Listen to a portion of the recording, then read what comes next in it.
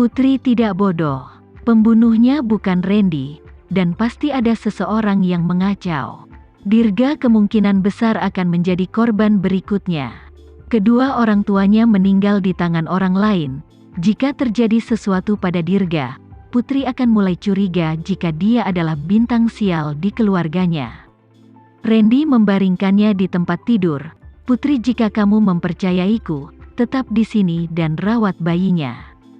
Biarkan aku melakukan yang lainnya. Jika Dirga bahkan kehilangan satu jari, aku akan memberimu kompensasi dengan nyawaku. Omong kosong apa yang kamu katakan? Meskipun aku tidak ingin sesuatu terjadi padanya, aku berharap tidak ada yang terjadi padamu juga. Mengapa pria ini tidak bisa mengerti? Yang dia harapkan hanyalah agar semua orang di sekitarnya aman dan sehat.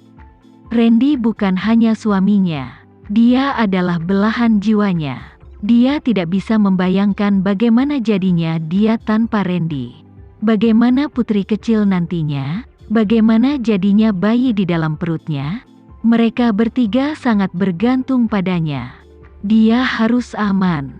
Baiklah, kita semua akan aman. Randy mengusap kepalanya, dan suaranya menjadi lembut. Beri aku waktu 2 hari. Hanya 2 hari. Putri menggigit bibirnya dan mengangguk dengan hati-hati. Kamu harus istirahat dengan benar dan jangan gelisah lagi. Selama kamu dan bayinya baik-baik saja, aku juga akan baik-baik saja. Mengerti? Randy mendengus lembut. Aku tahu. Putri menggigit bibirnya. Meskipun dia ingin berbicara lebih banyak, dia tetap diam. Yang perlu dia lakukan adalah melindungi anak mereka, tidak percaya rumor, dan tidak menimbulkan masalah lagi bagi Randy. Istri yang baik. Randy mendaratkan ciuman di keningnya dan berbalik untuk pergi. Brian, kirim seseorang untuk menjaga bangsal. Jangan biarkan Putri meninggalkan bangsal sama sekali. Kamu juga bisa membawa putri kecil ke sini. Setelah memberi perintah, Randy segera pergi. Dia perlu menangkap makhluk keji yang melecehkan Putri. Bu, aku melihat Kak David hari ini. Kak David bilang aku bisa pergi mencarinya saat aku besar nanti. Ketika putri kecil sampai di rumah sakit, dia melompat ke pelukan ibunya dan berbicara dengan penuh semangat. Putri kecil bertemu dengan kakaknya David lagi. Dia memeluknya, memberinya ciuman, dan berjanji bahwa mereka akan bertemu lagi setelah dia besar nanti. Meskipun dia tidak tahu berapa lama untuk tumbuh dewasa, dia sangat senang memikirkan bahwa dia akan dapat melihat kakaknya David di masa depan. Dia tidak punya banyak teman, dan dia belum dekat dengan kakaknya Kenzo. Jadi dia hanya bisa berbagi kabar gembira ini dengan ayah dan ibunya. Kamu bertemu dengan Kak David? Putri Bramasta curiga, tetapi dia tidak ingin meledakkan gelembungnya. Dia menangkapnya dan memberinya ciuman di pipinya yang kemerahan. Semua kekhawatiran dan ketakutannya sebelumnya memudar saat dia melihatnya putri kecil yang lucu. Anak mereka sudah beranjak dewasa. Randy pasti menanggung segala macam kesulitan membesarkannya sendiri. Bagaimana dia bisa mencurigainya? Kak David, ini kakakku David. Putri kecil sangat senang, jadi dia juga mencium pipi ibunya. Bu, aku ingin cepat dewasa. Sayang, aku sangat mencintaimu. Selamanya, aku pun mencintaimu. Sayang, bisakah kamu ceritakan tentang ceritamu dengan ayah? Ayah dan aku. Putri kecil mengedipkan matanya. Aku mencintai ayah, dan aku juga mencintai Kak David. Gadis kecil itu adalah pemikir cepat. Ketika dia berbicara tentang kakaknya David, ibunya tiba-tiba bertanya tentang ayahnya. Ibunya pasti mengira dia akan meninggalkan ayahnya karena dia sudah memiliki Kak David. Dia tidak akan pernah meninggalkan ayahnya. Jika dia memiliki ayah dan ibu, dan Kak David, maka dia akan menjadi anak paling bahagia di dunia. Sayang, ayah dan ibu akan selalu mencintaimu sama seperti sekarang. Jika kita punya bayi, apakah kamu juga akan mencintai bayi itu? Putri Bramasta tidak ingin lagi menyembunyikan kehamilannya dari putri kecil. Putri kecil adalah anggota keluarga. Dia punya hak untuk tahu. Seorang bayi, apakah bayinya lucu? Jika bayinya lucu, dia akan menyukainya. Jika tidak, dia tidak akan melakukannya. Meskipun dia tahu bahwa tidak akan ada lagi anak semanis dirinya di dunia, adiknya seharusnya tidak terlalu buruk. Sama seperti adik perempuannya, Momo. Meskipun Momo terlihat berbeda, dan dia tidak tahu bagaimana berbicara, dia tetap sangat imut. Selain itu, dia selalu menemaninya. Ya, bayinya akan sangat lucu. Tidak peduli apakah itu laki-laki atau perempuan, Putri Bramasta tahu bahwa anaknya dengan Randy pasti akan lucu. Putri kecil berkata dengan lembut, "Kalau begitu aku akan menyukainya."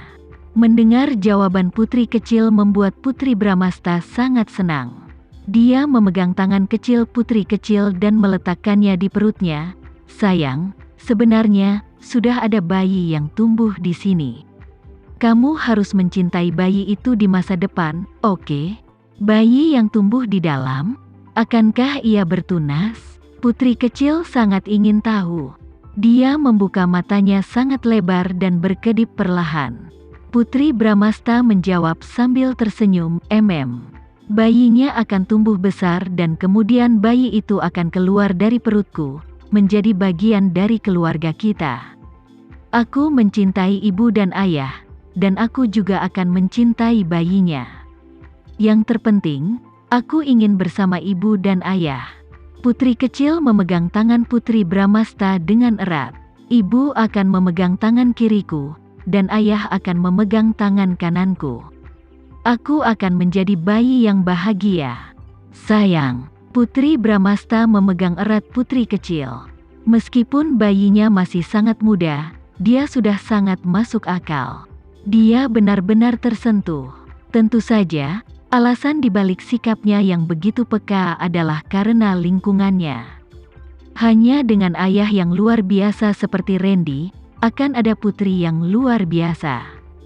Keluarga kerajaan dari negara A mengunjungi kota Jakarta. Berita ini langsung menjadi berita utama dan menarik perhatian seluruh warga kota Jakarta. Meskipun negara A bukan negara terkuat di dunia, mereka masih cukup berpengaruh. Untuk acara internasional ini, para tamu adalah anggota penting dari keluarga kerajaan negara A. Koresponden mereka adalah yang tertinggi pejabat peringkat kota Jakarta dan beberapa perwakilan dari pemerintah. Berita ini menyebar seperti api di internet. Tidak mungkin ada yang melewatkannya, termasuk Putri Bramasta, yang mengkhawatirkan Dirga dan Randy. Setelah seharian berteriak, Putri Bramasta lelah secara mental dan fisik. Putri kecil lelah saat dia berbaring di pelukan ibunya, tidak bisa membuka matanya. Saat Putri Bramasta sedang menidurkan putri kecil, dia menerima notifikasi dari ponselnya merekomendasikan berita terbaru. Dia biasanya tidak terlalu peduli dengan berita trending seperti ini, tapi akhir-akhir ini ada beberapa berita tentang keluarganya, jadi dia mulai lebih sering membaca berita. Dan ketika dia melihatnya, seorang anak laki-laki di sebuah foto menarik perhatiannya. Dalam gambar, dia mengenakan setelan hitam dan pejabat pemerintah berdiri di sekelilingnya. Dia terlihat sangat menawan. Putri Bramasta memperhatikannya karena dia terlihat sangat mirip dengan David, selain tampil menawan. Bahkan setelah mengamatinya selama beberapa waktu, dia tidak tahu bagaimana dia berbeda dari David. Jika ada, bocah ini terlihat lebih kompak dan elegan. Dia memiliki aura yang lebih dewasa dan anggun tentang dirinya. Ketika dia mendengar putri kecil mengatakan dia bertemu kakaknya David, dia khawatir putri kecil terlalu merindukan kakaknya David dan berhalusinasi. Dia tidak menyangka ada anak laki-laki yang mirip sekali dengan David. Bukan hanya penampilannya, tetapi tinggi dan usianya juga cocok dengan David. Identitas asli David tidak diketahui. Mereka tidak pernah melihatnya menghubungi salah satu anggota keluarganya sebelumnya juga. Dan anak laki-laki yang terlihat sangat mirip dengan David ini, berasal dari keluarga kerajaan negara A diperintah oleh seorang raja. Itu berarti anak laki-laki ini, sebagai bagian dari keluarga kerajaan dapat memerintah negara suatu hari nanti.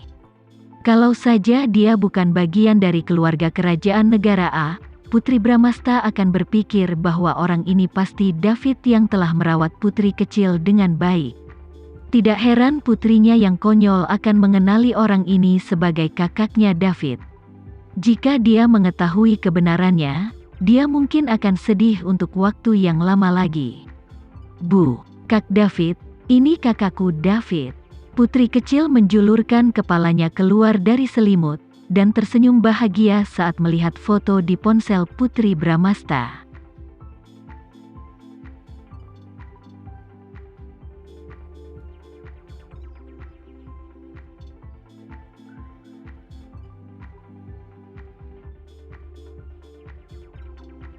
Sekian dulu ya video kali ini, kita lanjutkan lagi videonya di lain waktu. Oh iya, bagaimana menurut kalian? Semoga bisa sedikit menghibur kalian semua. Untuk teman-teman yang baru nonton, jangan lupa subscribe ya, hehehe. Dan kalau teman-teman ada yang ingin gabung langganan, bisa langsung gabung saja untuk dapat fitur yang menarik dan sedikit membantu Mimin. Terima kasih banyak sudah menonton, sampai jumpa lagi, bye.